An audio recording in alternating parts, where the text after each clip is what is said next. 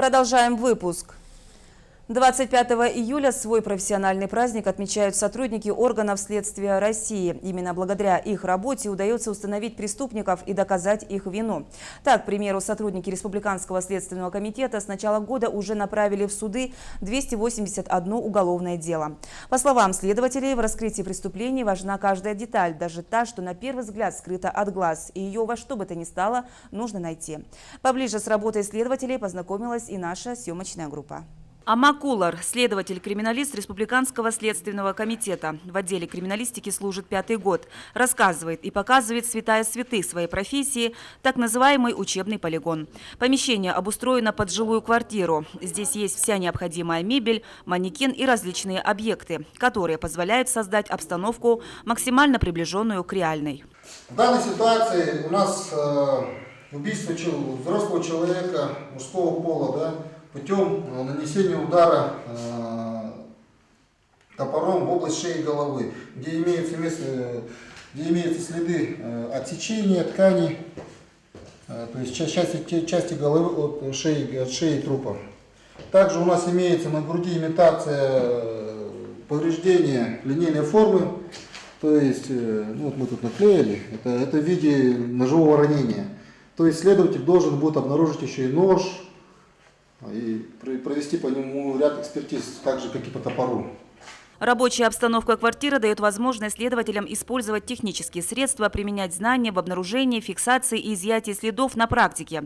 Для раскрытия подобного преступления нужен специальный чемодан, говорит Амакулар, и ведет нас в кабинет криминалистов. Вся кухня следователя-криминалиста состоит из 6 чемоданов с необходимым оснащением. Но в раскрытии инициированного убийства манекена нужен только один. Это вот наш обычный чемодан криминалиста. Данный чемодан также имеется в любом подразделении МВД. То есть здесь у нас вот все для того, чтобы изъять, вырезать или еще что-нибудь, получить образцы куда-либо. Тут имеются фотоаппараты, специальный костюм, измерительные приборы. Человек, который связал свою жизнь с этой профессией, обладает не только знаниями в области уголовного процесса, но и тонкий психолог. И, конечно, умеет работать со сложным оборудованием. К примеру, это устройство может вытаскивать из мобильного телефона любую информацию – изображение, видео, звук и переписку.